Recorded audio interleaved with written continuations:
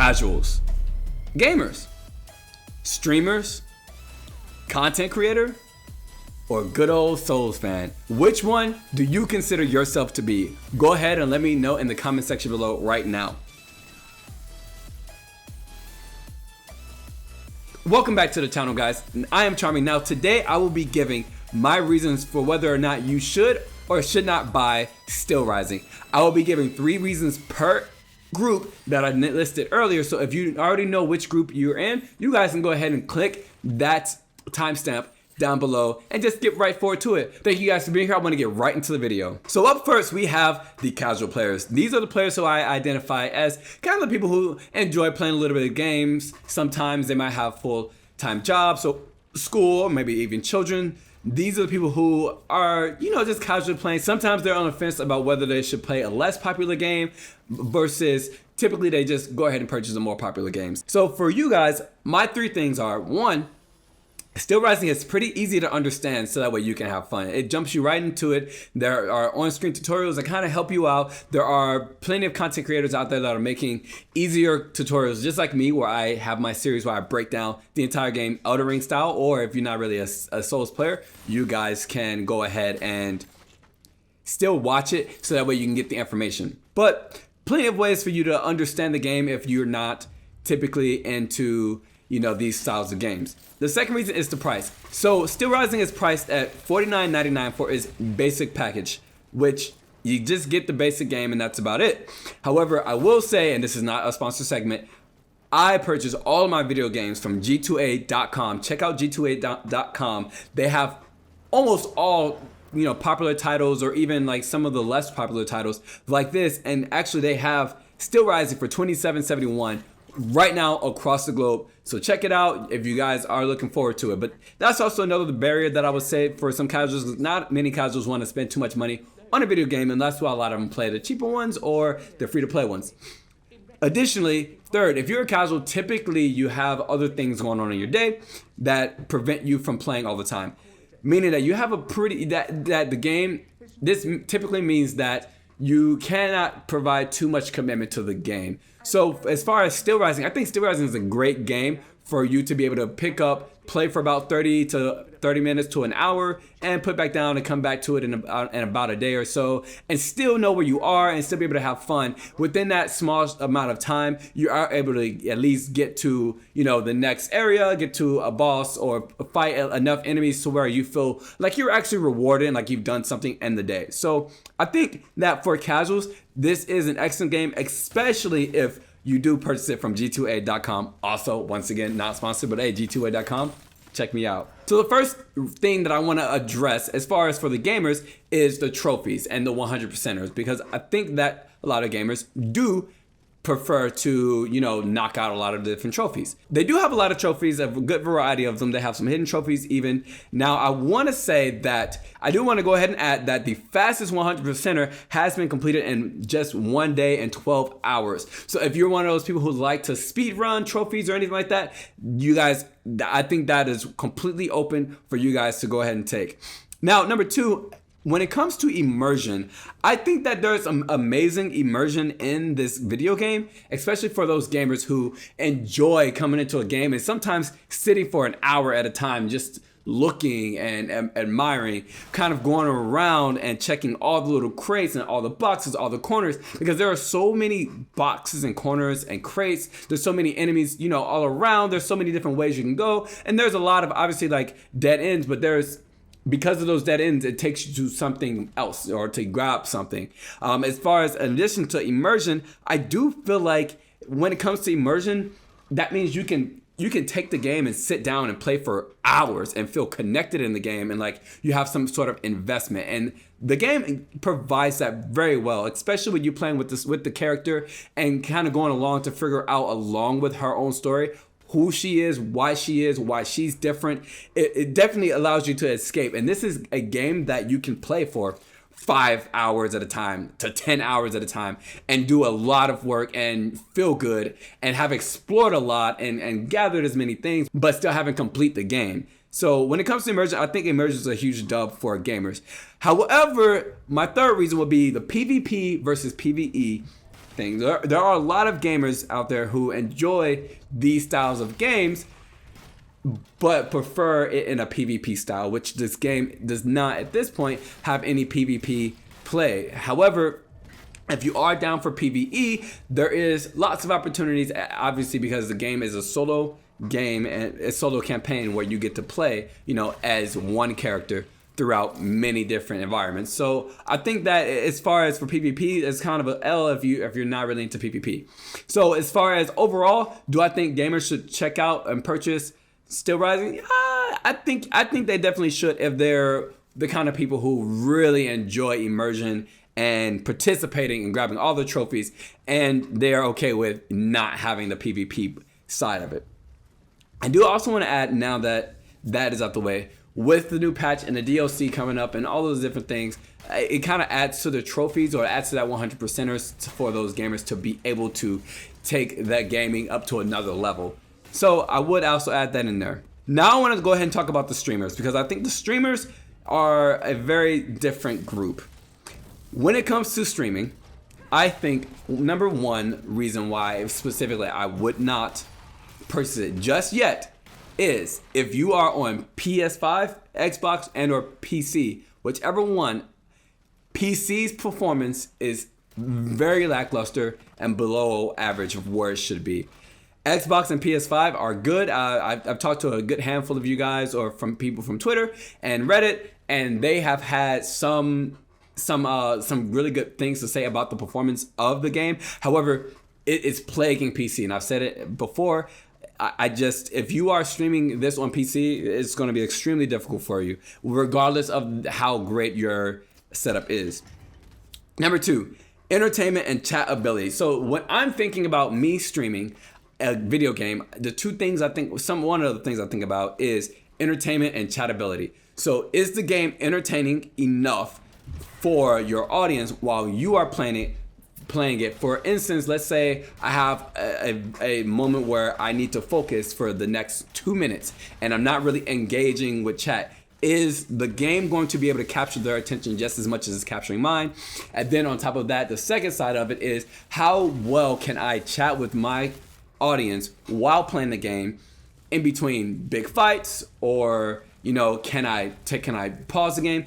I think that when it comes to entertainment and chatability, this game does very well. Unlike the actual Souls games, you can pause the game here. So if you are in a sticky situation and something comes up, or you get a new subscription or a new member or whatever the case may be, you can then pause the game, go to a different scene and do what you have to do. However, the performance will suck a lot once you do that. But that part aside, the entertainment and chatability is definitely there. Number three, the last part is discoverability. When it comes to streaming Steelrising, for discoverability, I want to bring up a few stats from Steam. So in the last week of the concurrent players, there has been 1,349 players.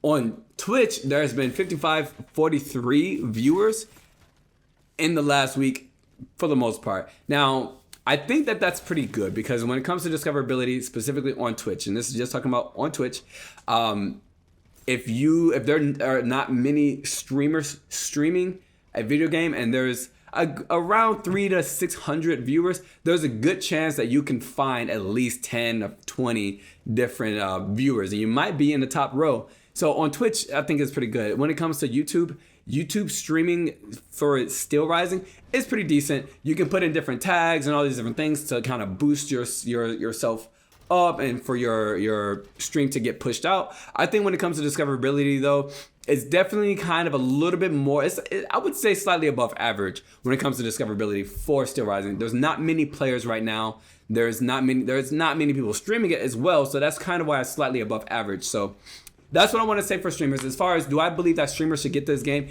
If you are on PC, I would say maybe give it about another 2 weeks for the patch to get involved and for potentially them to go ahead and fix some things.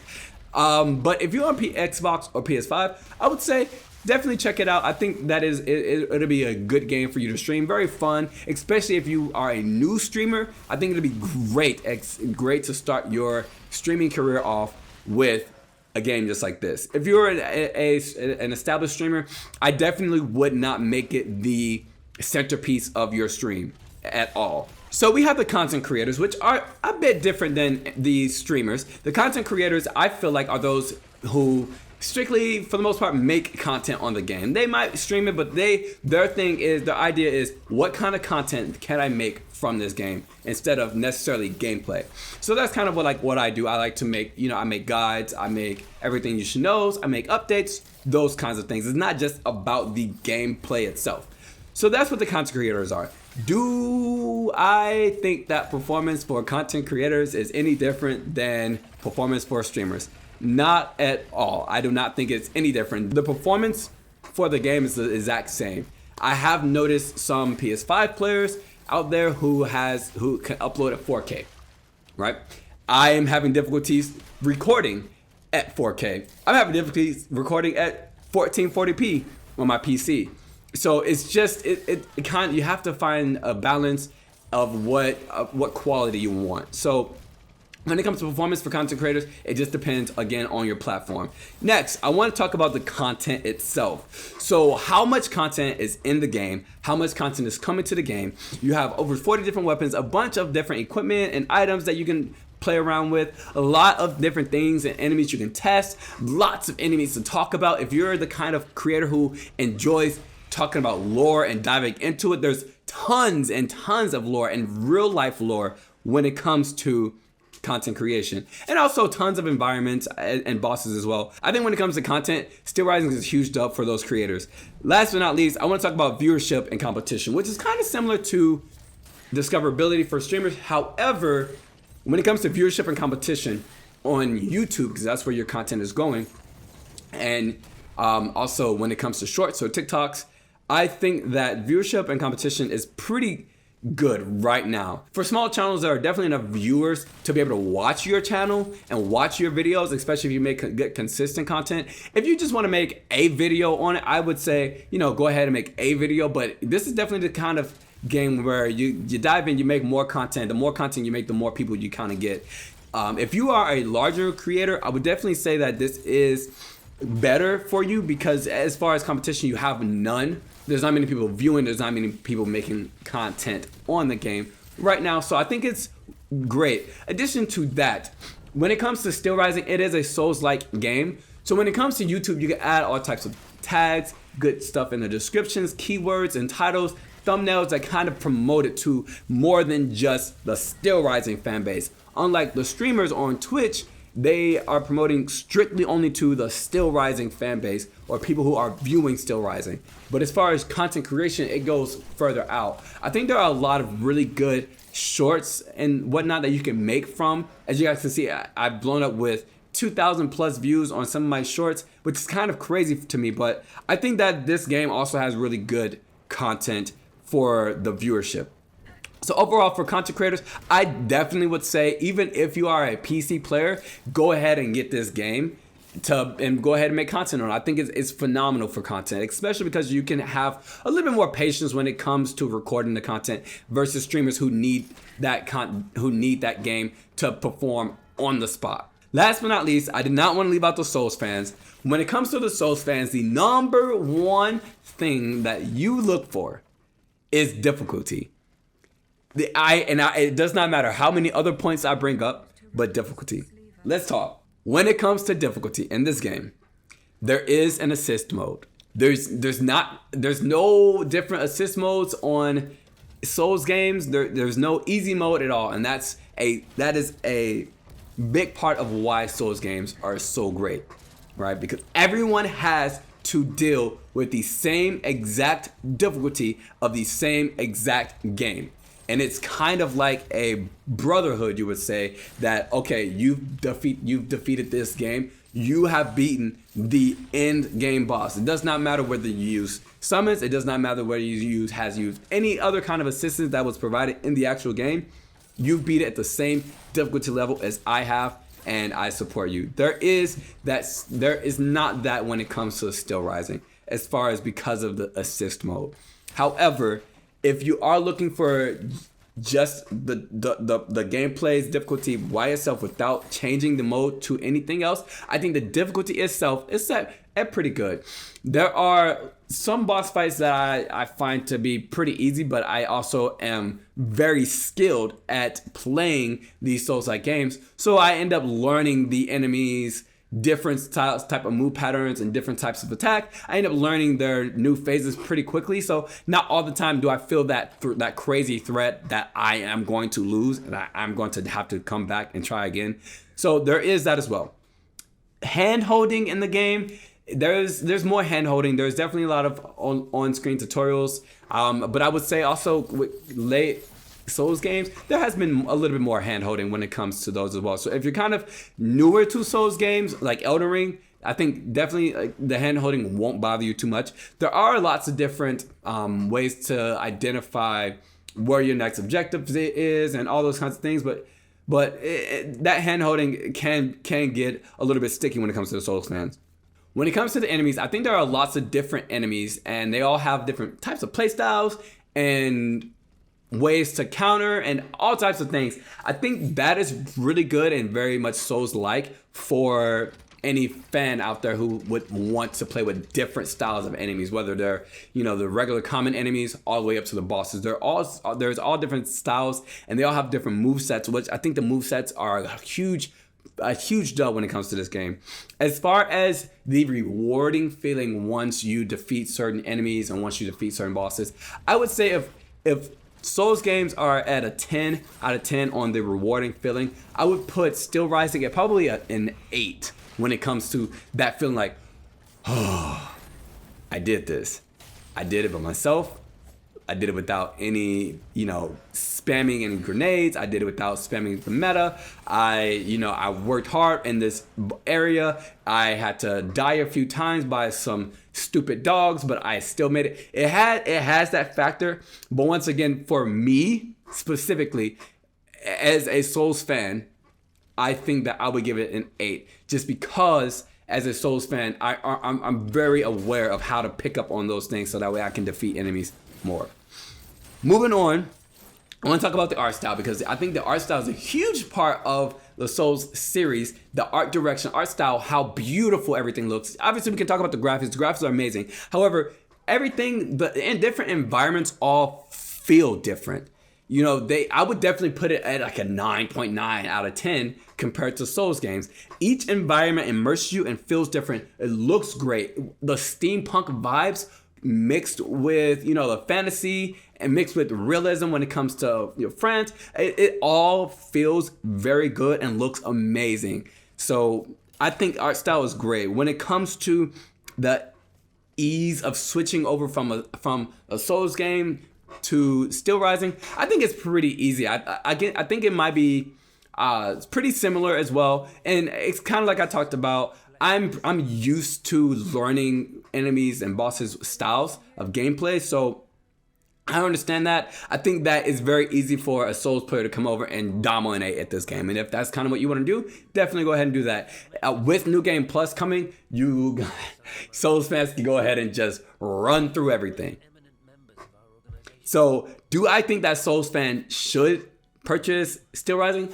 I think if you're definitely looking for a little bit more of a relaxed experience on Souls games, I think Steelrising would definitely be for you. But especially if you are a newer Souls fan. But if you are a true Souls fan from way back, then I would say maybe hold off until New Game Plus so you can speed run through the first, and then once New Game Plus gets here, you can go ahead and really go at it and make yourself underleveled and all that kind of good stuff. So I would say for those older ones, I would say give it a few weeks. Now, here's what I want to give my thoughts about the game. I have really been enjoying this video game. It has been a good, refreshing game, especially after such a long time of not having a good video game to play besides just Elden Ring. It's been very refreshing for me. And also, I'm able to kind of live my content creation fantasies with this video game. There's so much I can do. The content creation section of this really spoke to me a lot. That's why I feel like definitely for content creators it's great. Streaming the video game has been tough, especially because I cannot stream at the quality that I would like to with it. But as far as being a gamer, there's so much for me to do, and I find myself playing this video game endlessly sometimes, even without recording some gameplay for content. And I think as a Souls fan, for me, I still get a lot of the same feeling, but I think I am a bit over skilled when it comes to Steelrising, which doesn't really bother me at all. And if it doesn't bother you guys, then go ahead. But you guys go ahead and put your feedback in the comment section below, right up under where you put how you identify as whatever. But guys, I would love to hear you guys' feedback on whether you purchased the game or not, and why you did or did not purchase the game, and if you feel like I was right or wrong. Speaking of right or wrong, make sure you go ahead and check out this video where I talk about the grenades and I break down a test. Are they actually overpowered in Steelrising? Thank you guys so much for watching. I hope you enjoyed and have a beautiful goddamn day, and I'll see you guys in the next one. Bye guys.